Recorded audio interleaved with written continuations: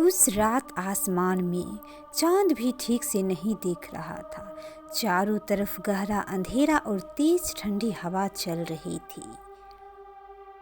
रवि नाम का एक लड़का अपने गांव से शहर लौट रहा था।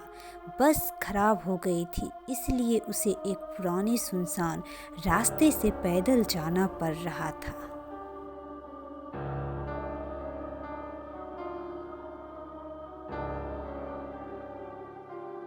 रास्ते के दोनों तरफ बड़े बड़े पेड़ थे, जिनकी डालियां हवा में अजीब आवाज कर रही थी, सर सर।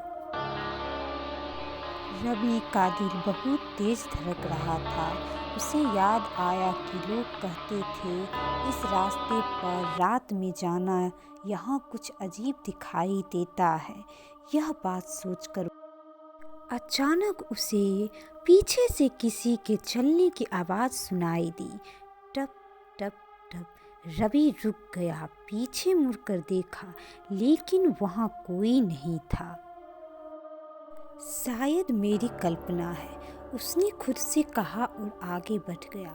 लेकिन कुछ कदम चलने के बाद उसे लगा जैसे कोई उसकी पीठ को देख रहा हो। फिर अचानक सड़क के किनारे एक पुरानी टूटी हुई लालटेन अपने आप जल उठी। रवि डर गया।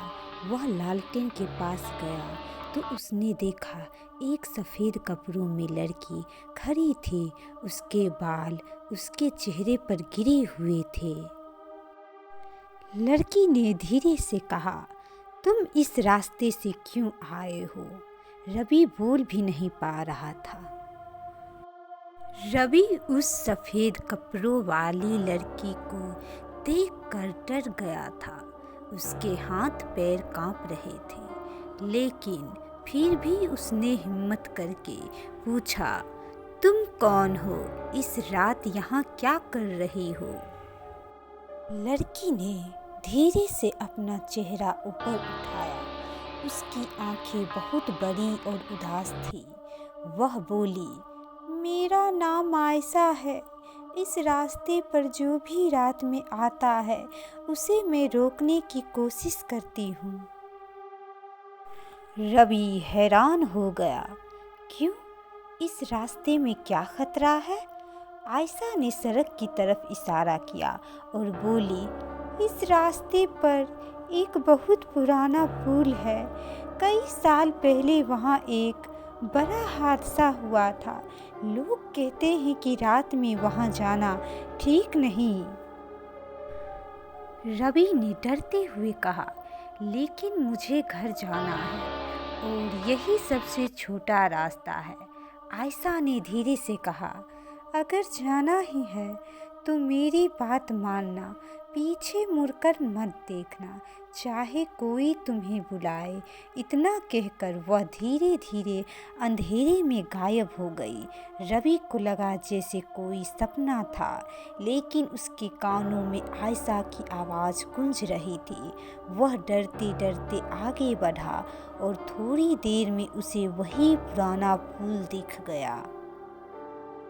अगर आपको पार्ट 2 भी चाहिए तो कमेंट में ज़रूर बताएं, क्योंकि यह कहानी लिखने में बहुत मेहनत की गई है।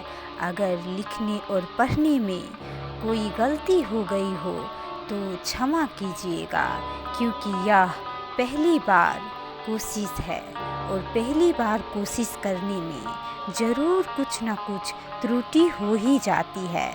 अगर यह कहानी पसंद आए तो लाइक और कमेंट करें और पार्ट 2 के लिए बोले तो मैं आप सभी के लिए इसका पार्ट 2 भी बना दूंगी, क्योंकि यह कहानी बहुत ही डरावनी है और थोड़ी लंबी हो सकती है, क्योंकि यह कहानी कई पार्ट में है। अगर आपको सुननी है तो पार्ट 2 ज़रूर बना देंगे, लेकिन उसके लिए आपको कमेंट करना पड़ेगा। धन्यवाद।